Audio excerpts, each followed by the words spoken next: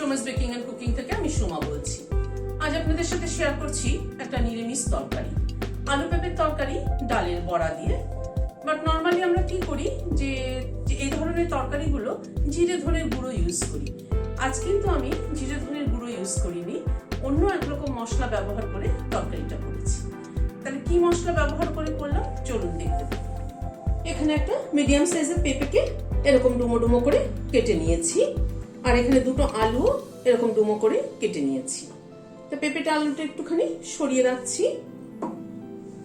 এই পেঁপের তরকারিতে দেওয়ার জন্য মটর ডাল নিয়েছি।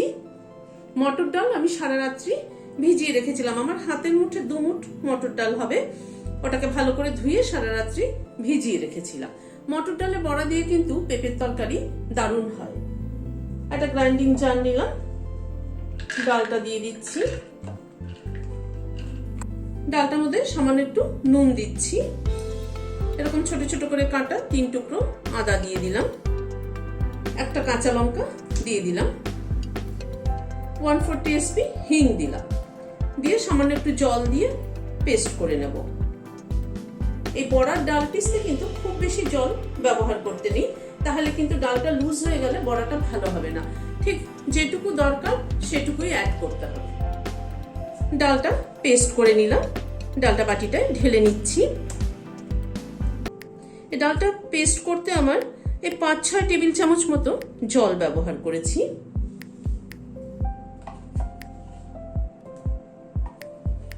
ডালটা কিন্তু খুব মিহি পেস্ট করিনি, হালকা একটু দানা দানা মতো আছে। একটু দানা দানা থাকলে বড়াটা কিন্তু খেতে ভালো লাগে। চলুন তাহলে এবার রান্নাটা শুরু করি। গ্যাসে একটা কড়াইতে জল ফুটছে, পেঁপেটা দিয়ে দিচ্ছি। পেঁপেটাকে হালকা একটু বয়েল করে নেব। একটুখানি ঢেকে দিলাম, তাহলে তাড়াতাড়ি ফুটে উঠবে। পেঁপেটা মিনিট 5-7 মতো ফুটে উঠেছে। এবার ঢাকনাটা খুলছি, গ্যাসটা বন্ধ করে দিয়ে পেঁপেটাকে একটা স্ট্রেনারে ঢেলে দিচ্ছি।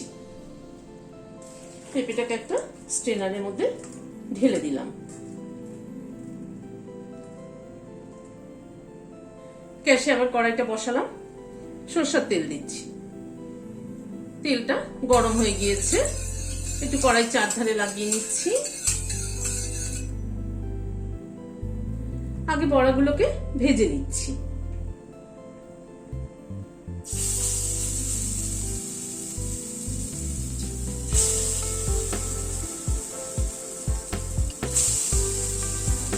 গ্যাসের ফ্লেমটাকে মিডিয়ামে করে দিয়ে বড়াগুলোকে ধীরে ধীরে ভেজে নেব। গ্যাসের ফ্লেম যদি হাই করে বড়া ভাজা হয় তাহলে বড়ার ভেতরটা কিন্তু ভাজা হবে না, ওপরটা লাল হয়ে যাবে। মিনিট খানেক এরকম ভাবে একটা পিঠ হয়েছে, উল্টে দিচ্ছি।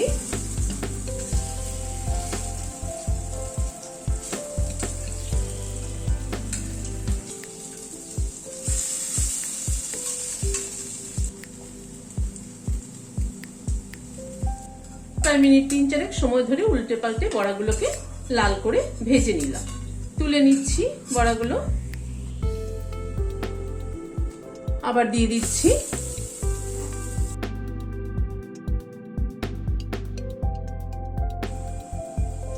এই বড়াগুলো লাল করে ভেজে তুলে নিলাম। কড়াইতে এবার সরষের তেল দিচ্ছি।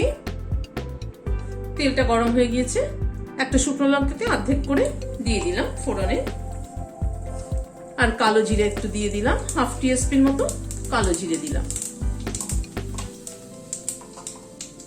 আলুটাকে আমি একটু বয়েল করে নিয়েছি। আমি সবসময় কিন্তু আলু তরকারিতে বা মাছের ঝোলে যা ব্যবহার করি সব কিন্তু একটু বয়েল করে জলটা ফেলে দিই, তাতে সেদ্ধ হতেও সুবিধা হয়। আর যারা সুগারের পেশেন্ট আছে তাদের জন্য কিন্তু ভালো, এইভাবে আলু সেদ্ধ করে জলটা ফেলে দিলে হয় কি আলু স্টার্চটা চলে যায়।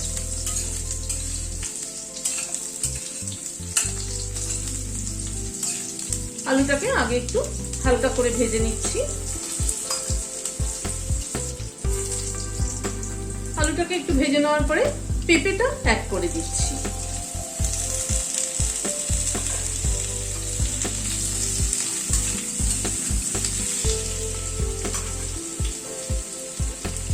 হাফ টিস্পুন একটু বেশি নুন দিয়ে দিলাম, হাফ টিস্পুন মতো হলুদ দিয়ে দিলাম।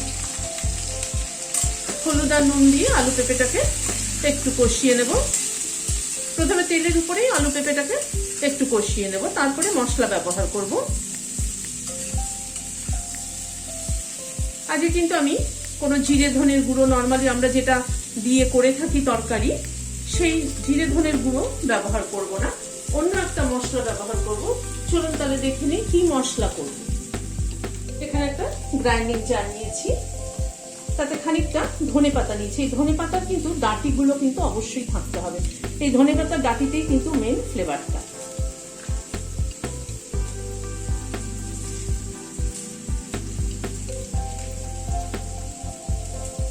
ধনেপাতাটা দিয়ে দিলাম। এখানে ছোট ছোট 4-5 টুকরো আদা দিলাম, 2টো কাঁচা লঙ্কা দিলাম, আর এখানে ফ্রেশ নারকেল কোড়া দিচ্ছি 1 চামচ, 2 চামচ। অল্প একটু জল দিয়ে এটার একটা পেস্ট তৈরি করে নিচ্ছি। আলু পেঁপেটা অনেকটাই কষানো হয়ে এসছে, মিনিট 5-6 ধরে গ্যাসের ফ্লেমটাকে কম করে আলু পেঁপেটাকে কষিয়ে নিলাম। এবার এখানে 2টো টমেটো পেস্ট করে রেখেছি, সেটা দিয়ে দিলাম।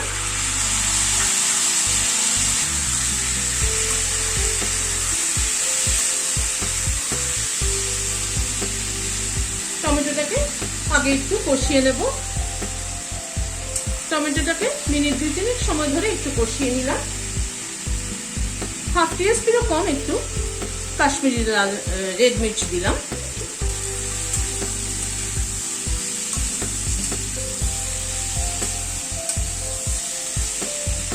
এবার এই যে মশলাটা করে রেখেছি নারকেল ধনেপাতা, সেটা দিয়ে দিচ্ছি।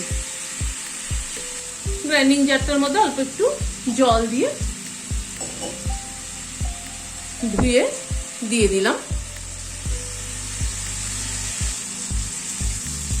এবার এই মশলাটা দিয়ে একটু কষিয়ে নেব।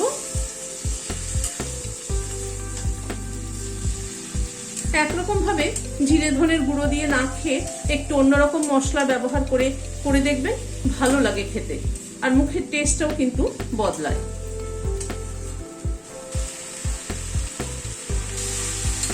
দু 3 মিনিট সময় ধরে মশলাটাকে কষিয়ে নিলাম।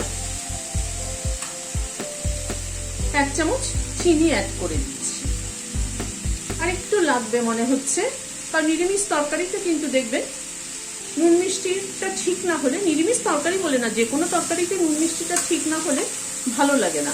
বিশেষ করে নিরামিষ তরকারিতে একটুখানি মিষ্টিটা ঠিকঠাক না হলে ভালো লাগে না। তরকারিটা মশলাটা কষানো হয়ে এসছে। এবার গরম জল অ্যাড করে দিচ্ছি।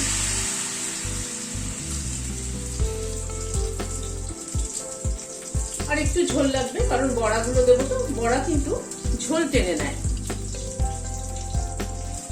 গ্যাসের ফ্লেমটাকে বাড়িয়ে দিলাম। তরকারিটা একটু ফুটে উঠুক। 2-3 মিনিট হলো, ঝোলটা ফুটে উঠেছে। এবার বড়াগুলো দিয়ে দিচ্ছি।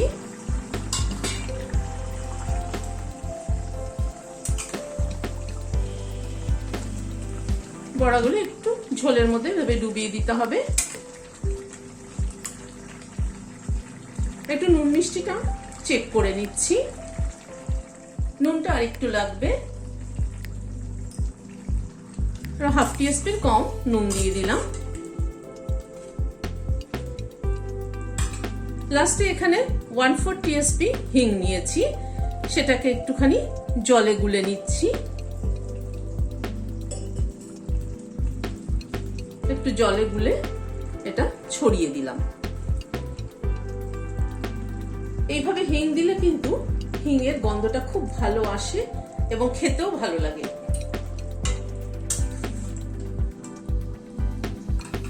এবার গ্যাসটাকে বন্ধ করে দিচ্ছি, দিয়ে ঢেকে দিচ্ছি স্ট্যান্ডিং টাইম 5 মিনিট, হিঙের ফ্লেভারটা অ্যাবজর্ব হওয়ার জন্য।